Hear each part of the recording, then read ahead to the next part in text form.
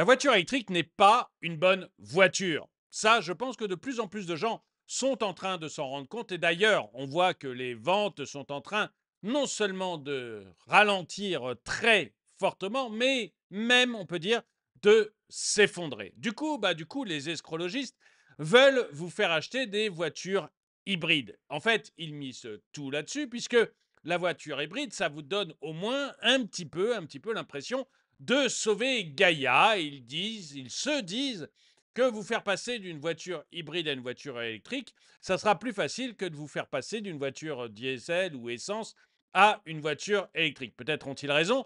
Il n'empêche que l'on peut voir que certaines voitures hybrides sont encore plus catastrophiques que les voitures électriques. Bonjour et bienvenue dans cette nouvelle vidéo de DME en direct. Comme toujours, si vous n'êtes pas abonné, je vous suggère de le faire et de cliquer sur la cloche pour être prévenu lorsque je sors une nouvelle vidéo. Oui, certaines voitures hybrides sont encore pires que les voitures électriques parce qu'elles vont cumuler les problèmes de l'électrique avec les problèmes de l'essence. Et vous allez voir qu'en cumulant les deux, en fait, elles arrivent à devenir des voitures dont il ne faut même pas s'approcher. Il faut être clair, dont il ne faut même pas s'approcher. Il y a eu un spécialiste de la voiture hybride et notamment de la réparation des voitures hybrides qui vous montre certaines marques et certains modèles qu'il ne faut surtout pas acheter parce que dès que vous aurez atteint 100, 150 000 kilomètres, vous allez avoir votre voiture qui ne vaudra plus rien, qui sera une catastrophe sur roue et qui en fait vous coûtera des prix de réparation complètement hallucinants. Avant de commencer, eh bien, je vous rappelle qu'il y a la boutique DME si vous voulez aider la chaîne. Boutique sur laquelle vous trouvez des polos comme celui-ci, des mugs comme celui-là. Mon café est un peu chaud donc je ne le vois pas trop vite. Des mugs comme celui-là, des t-shirts, des casquettes, des magnets, des autocollants, des polos, des sweats et donc plein de produits dont moi je suis hyper fier parce que non seulement ils se vendent bien, mais les gens sont hyper contents des produits qu'ils achètent. J'ai que des mails positifs. Donc, j'en suis très fier. Je vous les propose sur la boutique et si vous voulez aider la chaîne, c'est un très très bon moyen d'aider la chaîne. Voilà, je referme la parenthèse et on va voir en fait les problèmes que l'on trouve sur ces voitures hybrides. Et vous allez voir que souvent, il faut peut-être même mieux acheter une voiture électrique, 100% électrique, qu'une voiture hybride. On va voir tout de suite de quoi je parle. L'électrification du marché automobile, initiée pour réduire notre empreinte carbone, suscite un enthousiasme certain. Beaucoup de consommateurs ont opté pour des voitures hybrides rechargeables plutôt que des modèles entièrement électriques, craignant encore les limitations en termes d'autonomie et d'infrastructures de recharge.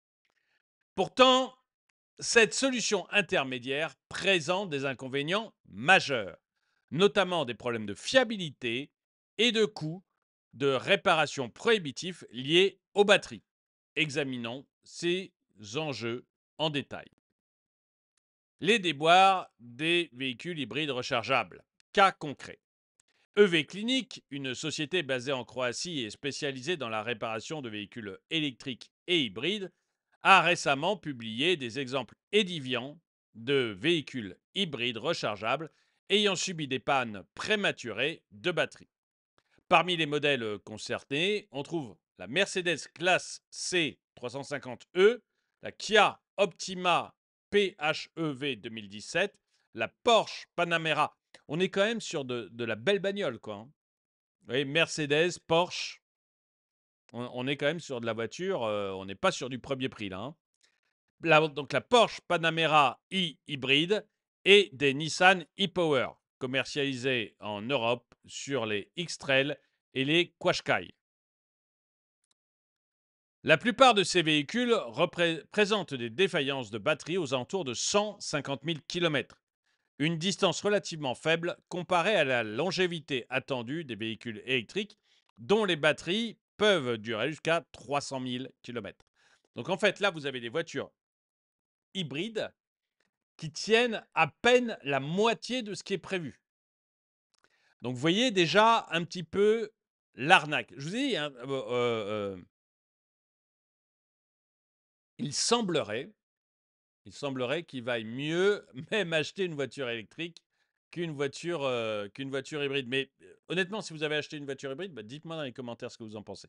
Moi, je vais vous dire, très honnêtement, hein, personnellement, j'ai eu l'occasion de conduire des voitures hybrides, mais même chose que j'ai loué parce que j'ai pas de voiture personnellement, donc il m'arrive régulièrement de louer des voitures et j'ai loué des voitures hybrides. Je ne me suis jamais servi de la batterie. Pas une seule fois, j'ai rechargé ma voiture hybride, je n'ai fait que de l'essence et j'ai pas du tout été convaincu par ces bagnoles. J'ai pas été convaincu, je voyais pas l'intérêt et elles étaient plutôt lourdes, elles consommaient beaucoup d'essence, d'ailleurs on en parlera, elles consommaient beaucoup d'essence, donc j'ai pas du tout été convaincu. Mais d'ailleurs, j'en ai jamais parlé parce que je trouvais pas ça, voilà, je voyais pas l'intérêt. Mais si vous avez acheté, vous, des voitures hybrides, bah, dites-moi l'intérêt que vous y trouvez et si vraiment pour vous c'est quelque chose de bon, hein. Mais là, on voit déjà sur des voitures qui pourtant ne sont pas des voitures de base. Je veux dire, c'est des voitures, vous voyez, Mercedes, Porsche. C'est quand même de la voiture luxe et ou premium et on voit bien que, bah, il y a un problème de batterie déjà à 150 000 kilomètres, quoi. Les problèmes sont variés. Surchauffe des cellules dues à un ampérage trop élevé chez Mercedes, refroidissement insuffisant chez Kia ou encore conception défectueuse. Ces défauts de conception entraînent des pannes coûteuses et complexes à gérer. Les voitures hybrides rechargeables de génération précédente sont équipées de cellules de batterie spécifiques, non standardisées, ce qui complique considérablement leur remplacement. Ces cellules, souvent introuvables, sont également extrêmement chères. Par exemple, le remplacement de la batterie de 6 kWh d'une Mercedes-Benz classe C coûte environ 14 500 euros. Celle de 9 kWh d'une Kia Optima environ 17 000 euros et celle d'une Porsche Panamera e hybride jusqu'à 18 000 euros. C'est pour ça que quand on vous dit, moi c'est un truc que je trouve toujours fantastique, c'est on vous dit toujours la voiture électrique ça coûte moins cher que la voiture thermique. Mais tout ça c'est du blabla. C'est du blabla parce qu'on vous compare le prix d'un plein d'essence au prix de l'électricité. Alors déjà j'ai montré que dans d'autres pays les prix de l'électricité vont augmenter spécifiquement pour les voitures électriques. Mais en France d'ailleurs aussi, on est en train de voir RTE qui fait un lobbying monstre auprès du gouvernement pour qu'on change les heures, que les heures pleines deviennent des heures creuses et que les heures creuses deviennent des heures pleines, notamment à cause des horaires de recharge des véhicules électriques. Et on voit qu'en Wallonie, on va faire en sorte que recharger son véhicule électrique, ça soit 5 fois plus cher la nuit. 5 fois plus cher. Donc, rien que là-dessus, on vous en papaoute, on vous ment complètement, mais sur,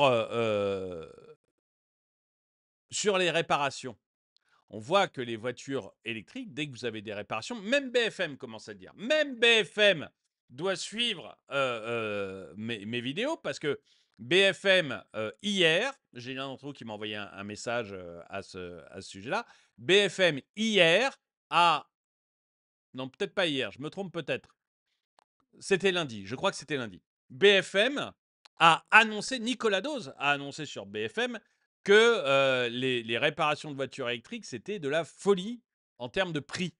Donc, vous voyez, tout ça, en fait, on vous raconte n'importe quoi. On peut acheter un véhicule hybride, on peut acheter un véhicule électrique si on en a l'usage ou si on veut euh, euh, avoir l'impression de sauver Gaïa. Parce qu'encore une fois, vous ne sauvez rien du tout. Mais peu importe, pour des raisons écologiques ou parce que vous en avez usage, vous achetez un véhicule électrique, un véhicule hybride. C'est très bien, il n'y a rien à dire là-dessus. Mais ce que je regrette, c'est qu'on vous mente. On vous mente sur le véritable coût. Et même à l'utilisation, c'est-à-dire que sur le prix d'achat, tout le monde maintenant a compris que le prix d'achat est nettement plus élevé, mais même sur le coût d'utilisation, on vous ment. Et c'est ça qui m'agace un petit peu sur ce véhicule, c'est qu'on refuse de vous dire la vérité. Donc voilà. Donc la Porsche Panamera hybride, c'est jusqu'à 18 000 € de coût de batterie. En théorie, ces prix élevés peuvent rendre économiquement irréparables les véhicules concernés bien avant d'atteindre 200 000 km. Et j'ai fait une vidéo sur les assureurs qui préfèrent déclarer les véhicules électriques épaves ou hybrides épaves plutôt que d'envoyer des réparations à cause des coûts. Le cas spécifique des Nissan e-Power. Le problème de fiabilité ne sont pas limités aux anciennes générations de véhicules hybrides. Les Nissan dotés de la technologie e-Power, bien plus récente, sont également concernés.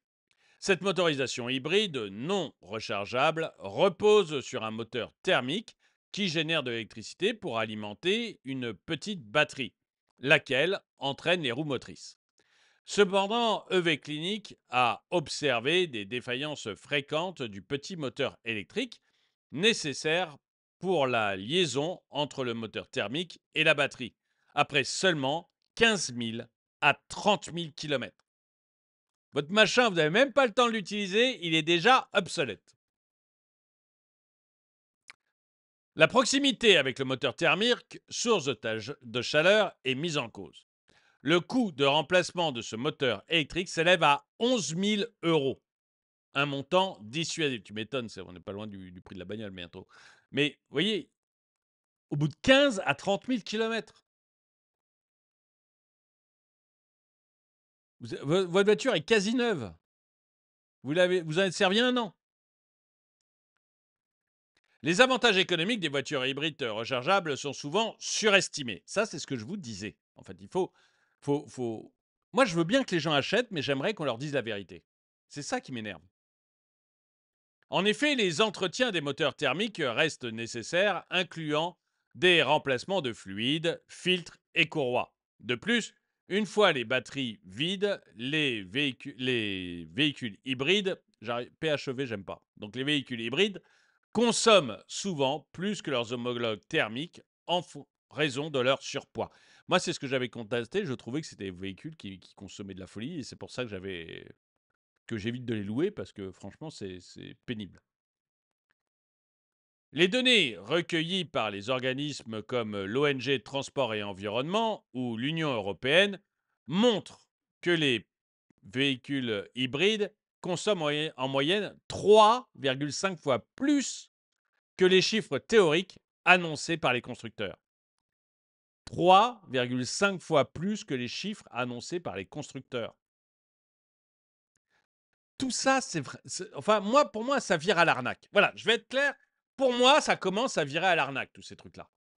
Cette surconsommation compromet l'intérêt économique et écologique de ces véhicules.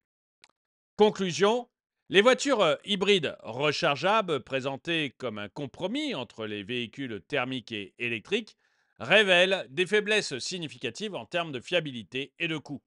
Les problèmes de batterie, les coûts de réparation exorbitants et la consommation élevée remettent en question la viabilité économique et écologique.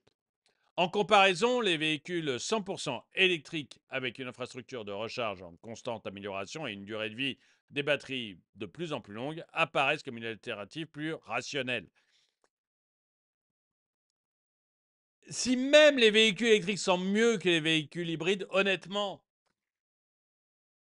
revenez au thermique. Ah non, mais sérieusement, voilà, on est on est dans un monde où, pour vous convertir à Gaïa et pour vous forcer d'adorer la Terre, on vous fait acheter n'importe quoi. On vous ment sur les coûts, on vous ment sur les prix et on vous pousse à acheter des trucs qui ne marchent pas. Je suis désolé, ça ne marche pas. Quand ça consomme 3,5 fois plus que ce qu'annonçait par le constructeur, quand au bout de 15 à 30 000 km, les pièces commencent à ne plus fonctionner, quand au bout de 150 000 km, au lieu de 300 000 km, les batteries ne marchent plus, je suis désolé, c'est pas des trucs au point.